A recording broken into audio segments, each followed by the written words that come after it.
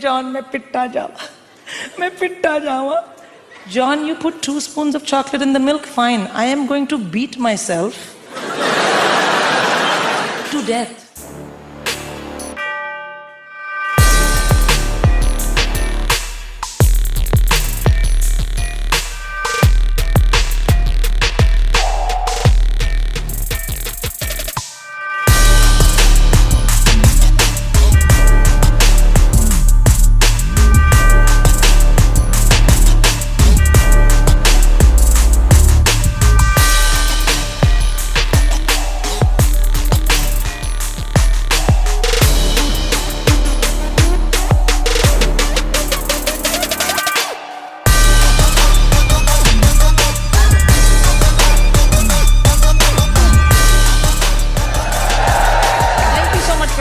I'm delighted to be here. You know, when I found out that I was going to do this gig, I immediately put together a message and I pinged it out on our family WhatsApp group to my husband and my children, because that is the kind of rock and roll comic I am.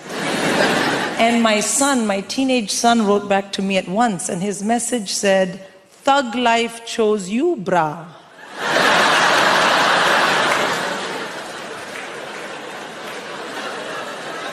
And I was like, oh shit, my child has joined a gang. I mean, what kind of language is this? Thug and bra, it had 2 R's, but he's a terrible speller. And I was like, oh no. And the other thing is, I thought, this message is not for me.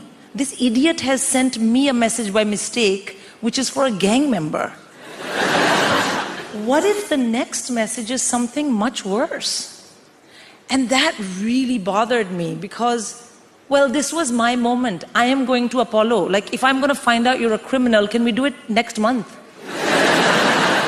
So I wrote back to him in all caps, because as a good Indian mother, I mainly shout at my children. I wrote back, "This is your mom." And he wrote back, "I know, gigging like a boss." Thank you. A boss. Yeah, B-A-W-S-E, boss. And also, please do remember as you listen to the rest of my set this evening that I didn't choose it, but the thug life chose me. That's right. So I have kids. Of course you love your kids and it's difficult to raise them. Small kids are very easy, I find. The biggest downside of having a very small child is they are very boring. Yeah, they want to show you they love you by talking to you all the time, but everything they know, you already know.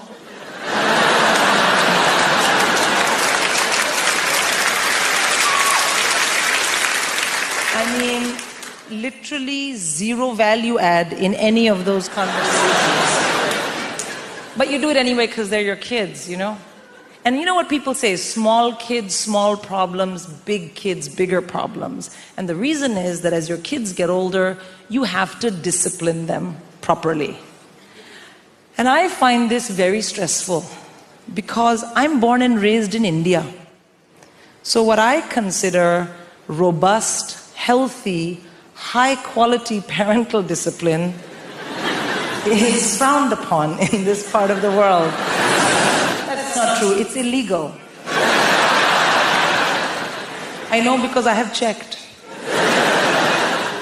And I want to have really well-behaved kids, but that is no use to me if I am in jail. So, I have to learn what you guys do here, and the big thing here is teach your kids about action and consequence using a multitude of techniques. So you have something called star chart. You know what star chart is? Yeah, no, let me tell you, sir. Star chart is you find something vaguely not negative that your child possibly might be able to do and then work it into the conversation and give them a star. Thank you for not kicking me in the face today. Here's a star. And then the other one, action and consequence, naughty step. You've been terribly behaved. Kindly go relax on the staircase.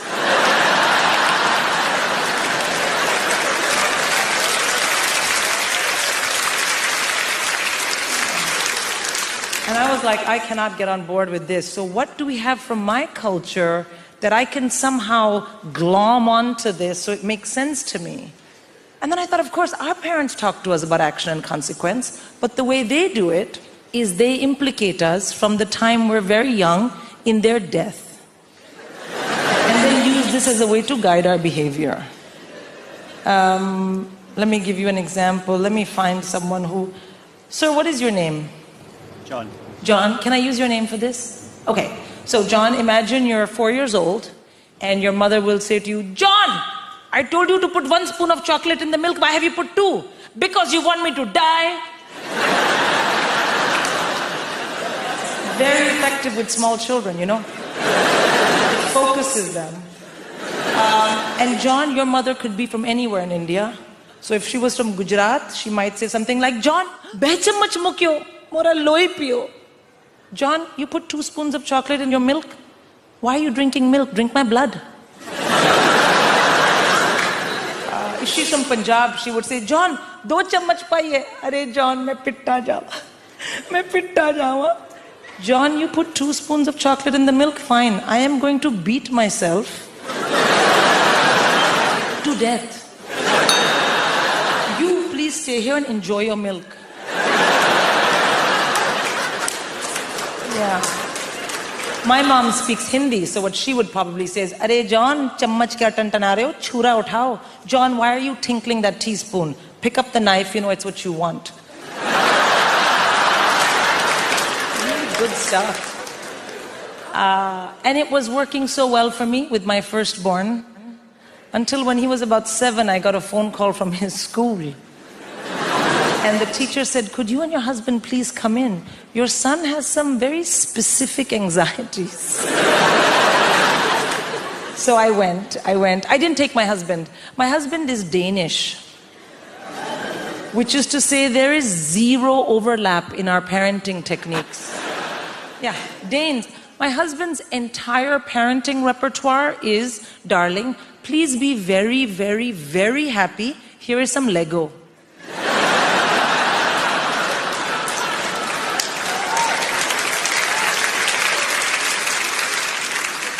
So I went. And the teacher said, we don't understand. He's a great boy, great kid. But every time we give him back homework and he hasn't got full marks, he says, I don't want to go home. I think my mother might be dead. And on the inside, I was like, yes. What a good boy, he's been listening. My son. But on the outside, I was like, what? No. Oh, I'm so sorry. I can't imagine. Well, what can I say? Danes are very bleak.